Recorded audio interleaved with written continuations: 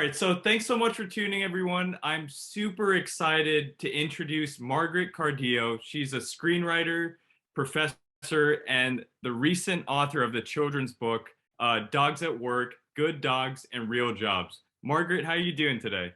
I'm great. It's so good to be here. I'm such a fan of yours, as I have Oh, been for thank you years. so much. And likewise, no, you've always been a great screenwriting professor to me. I mean, I always remember, being in your class and learning the craft of filmmaking. So it's an absolute pleasure to have you on the show. You are a star pupil. I will say that. So it's like I can't like the tables have turned, which is very interesting right now. So I'm excited though. Thank you for having me. No, of course. All right, so let's just dive right into it. So, what inspired you to write Dogs at Work? So I years ago, I was living in New York City. I was a children's book children's book editor, and I was volunteering at an organization called Puppies Behind Bars, and it's a group. It happened. It's in New Jersey and New York, and what they do is prison inmates train dogs to be guide dogs or explosive detecting dogs. Service dogs, all that stuff, right? And they use prison inmates as part of their rehab, and it's really great because they really love the dogs. They take the training very very seriously, and it also helps them as well. Gives them positive, something positive in their life and responsibility and accountability and things like that. But they rely on volunteers to take these dogs into real life settings because the dogs live with them in the prisons, in wonderful they're very well taken care of in the prisons, but that's where they live. That's where their home is, until they're ready to go out into the world. So volunteers come and they bring them out into the world to get them used to traffic and apartments, house plants, plugs, the sound of a blender, all that stuff. And it was like a dream come true for me because I was, a busy working, postgraduate, and I couldn't have a dog of my own, but I missed dogs so much. And my parents, I grew up with dogs and I missed having them so much. So this was like almost like, rent a dog, but I took him for the weekend and then would bring him back. And I was telling my colleague about this at the publishing house, and she was like, "Oh, that dog has a job. He's a dog at work." And it just like struck a chord, and years later it finally became a book. So that's where it came from, was like from dogs who really have jobs. Wow, that's fantastic. Yeah. And so, throughout the book, are there any particular truths throughout the story? Because I know, it's set within a fictitious world, but it's almost like an allegory for the jobs that while people are away and doing their jobs, what do it's focused on the dogs at home and so forth. So are there any particular truths that you were trying to really pull out of it? Right. You're very good. That was a very good reading you did of the book, a good close reading. So yeah, so it's a fictional book. I mean, it's a nonfiction book, but with a fictional twist, right? So that's kind of was the writing process for it as well. Like it took me a while to find that structure and that format of how do I let the audience know about these real jobs that a dog can have, but also make it fun. So it's not some like boring encyclopedic thing. So the idea of what do dogs do? Like when we go off to work in school, what if they went to work too? So, and usually it's the dog, and just like at my house, I mean, my dog like cannot wait for me to come home from work or from getting the mail for 1 minute, as soon as I walk back in the door, he's wagging his tail. He's so excited to see me. So instead of the dog waiting at home for the person to come home from work, what if what if the kid was waiting at home from the dog to come home from work? So it's just that reversal was very, very fun. And of course, the illustrator, Zachariah Hora, did such a great job and had so much humor and so much fun in showing that. But I mean, it's in the subtitle, real job, good dogs, real jobs. These are real, every single job in the book is a job that a dog can really have in real life. And that was all by design. So while the dog that goes into the hospital to like make the patients feel better, he's like doing a funny trick that he couldn't really do in real life. It's still that job of going into the hospital, making being with children and helping them through, a difficult time is very much a real job. So many, many truths in the book. Yeah. Right. Wow, that's awesome. And so what was your favorite part of that entire writing process? Because I know, and also why. I mean, I know you said that you had a dog before and so forth. So I mean, what was some of the favorite parts of that writing process? Right. So the moment I finally got the format, um, everything changed. As soon as I got that twist of the kids waiting home, the dogs, and that the perspective was going to be from the kids being like, where are they? They're supposed to be home with me, not off working. Just like my dog probably thinks like, when is she coming home? She's supposed to be home petting me and not off working. Right. So as soon as I got that, that was such a great eureka moment. And as a writer, Ishan, like as a writer, it's just, oh, those moments are so few and far between. You hold on to them and they get you through the hard parts of writing. So as soon as I had that, that was great. I loved writing the dedication to my husband. I thought that was really fun because he is my big yellow lab. He's just big and yellow and goofy and funny and fun and lovable and loyal and wonderful and all those things that a yellow lab is. Also a little messy every once in a while. And and I love the picture with my dog in the back. Right. I Zampano, he's my rescue pup, and he is like the best. He's just the best dog ever. So all of that was really fun. And you know what I really loved writing in the back of the book is something that's called back matter. And it's in the back of a lot of nonfiction books to kind of give context to the story and just highlight a little bit more, especially for picture books, just to give more information. Of course, mine is called bark matter because I love a Nice. good pun. And I think that's Right. a good one. So I loved writing the bark matter too, because it's like I just wanted to reinforce like all of these jobs are real and we need to respect these dogs who have these amazing jobs because they help so many people lead fulfilling lives. And it's all because, and the dogs love their jobs. They love to work. But we just have to really respect them while they're doing it. So Of course. yeah. Wow. Yeah. So, what was your approach to, collaborating with an illustrator? Oh yeah, so that's so fun, right? Because some people really, really collaborate. I write the text the way it's worked for me.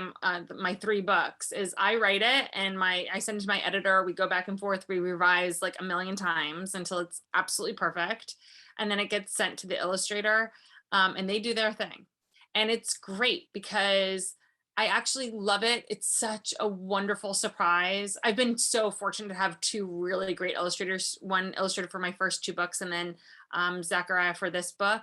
And they're incredible and they're amazing at their craft. And I'm so fortunate, but it's so cool to see their interpretation of it.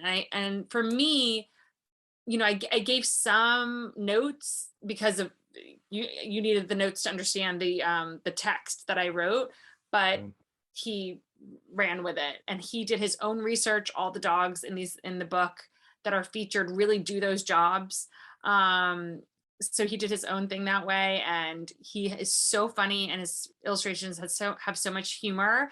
It's like it's like it's telling its own story without my words, and that's really what the beauty of picture books is to me. Is just the collaboration. They could never speak, but and we've only emailed with each other. Like I had no influence whatsoever over what he drew, and it's just so neat to see what he came up with and what his own storyline is with his illustrations. It's been really fun. wow. Okay. Nice. And then, so, leading off of that, what is your favorite book of all time and why? I mean, I cannot believe you asked that question. um, it's the worst question to answer. And it's so hard. There have been so many things that have influenced writer, which is a different answer than like my favorite book, right? I love books that make me laugh. I love books that make me cry. Although those are a little harder for me, especially these days. But I mean, my favorite, like I just The Giving Tree is such an amazing picture book. Blueberries for Sal, I'm thinking of children's books, right? Right. Charlotte's Web, I think, is one of the most perfect books ever written. A River Runs Through It. Snowy Day. I mean, like I like that's not even the tip of the iceberg. Like I don't know. So it's so hard to say. It's so hard to say. But there's so many really beautiful Hungry Caterpillar. Like it's just Right. and these Is are is there children's is books. there something about those stories like that, you know, that just separates them from the rest? Like, is there a key, whether it's a thematic element or the way the pictures are drawn, like, is there something that just elevates them to that next level? Yeah,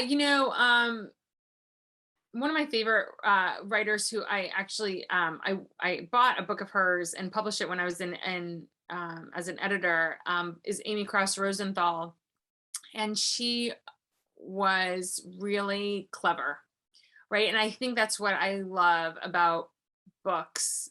Those books that I mentioned all are very, very smart.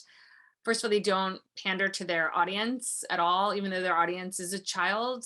Um, Children are so smart and they call you out immediately if they feel like they're being pandered to. They're just like, they dismiss you and they have make no bones about it. And I love it. I love that about them.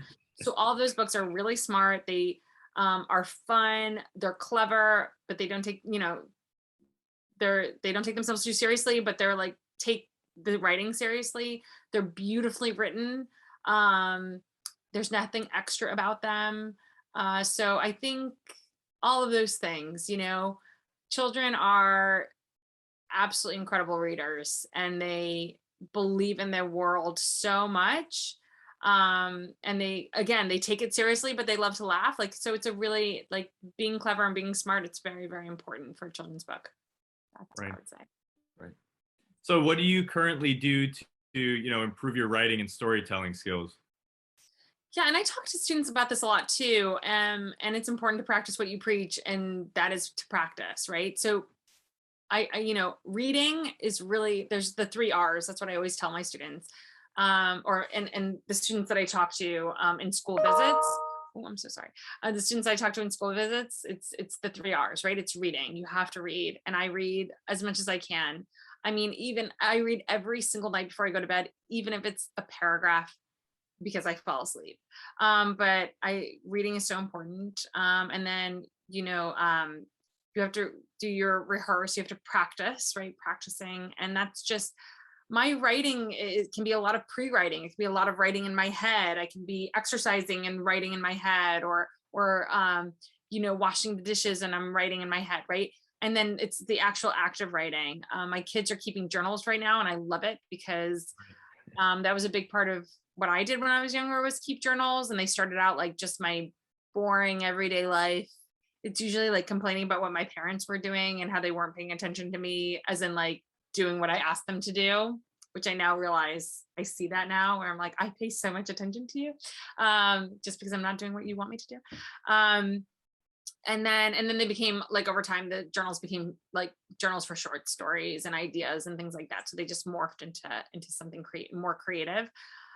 So reading, revising, and rehearsing are the 3 R's. So you read, you practice, and then you revise your work is really important. So knowing that whatever I put down, I give myself grace. It's a double-edged sword, right? Revising is really, really hard, but it also is your saving grace that the first thing you write doesn't have to be perfect. And Right. that's always the hurdle to get over for me, is like, it doesn't have to be perfect. It just has to be done. Right. And then you can always go back to it until you publish a book, and then you can go back to it. So that Yeah. makes it more difficult. But then you have so many eyes on it by that point, you're like, should be Right, okay. right. Yeah. So I mean, obviously, throughout COVID and so forth, it's presented, a lot of different, challenges and just new ways of presenting content. So, what was it like, to publish a book during, the COVID pandemic? I mean, how was that rollout process like? Right. So I'd done 2 previous books on Audrey Hepburn and Jackie Kennedy, their biographies, and there was like they were fun, and I had such a good time with the physical rollout of it, right? And I would visit different bookstores where I could and visit different classrooms and things like that. and this was much different. But Right. in a way, we talked about previously, but in a way it was really fun. At the launch was virtual through Books and Books, which is our local bookstore here. And because it was virtual, before it would have been in person and it would have been limited to the people who could come to Miami. But this one, I had my friends in California and London and Italy and New York and my parents on the West Coast, and like everybody was able to join. And it was really fun. So in that way, it's been neat. And I do school visits, and normally the school visits would be limited to like where I could get to physically, and how was it working with my vacation schedule and things like that. But now I can do a school visit any day, and it's really neat. It's challenging, but it's really, really neat that way. Just the reach has been so much fun. Right. No, that's great to hear. And then so what would be your advice to upcoming writers and screenwriters that want to get into the space? Well, besides the 3 R's, right? I would say don't give up, right? And that's everybody's advice a lot of times, but it's really true with writing. I mean, my friend said about something that like it was just a bunch of people who didn't give up, and it's just a bunch of people who didn't stop and didn't quit. And that's kind of what writing is. It's just like just keep going. And I've had things rejected. We could post the wall with my rejections, you know what I mean? It is a part of the creative process. It hurts a little bit more because they're usually personal writings, and it's your personal time and thoughts and creativity, and so of course it's hard, but it is a part of the job, and revising is a part of the job. So know that, like I said, the first thing you put out there is not going to be perfect, and everybody revises.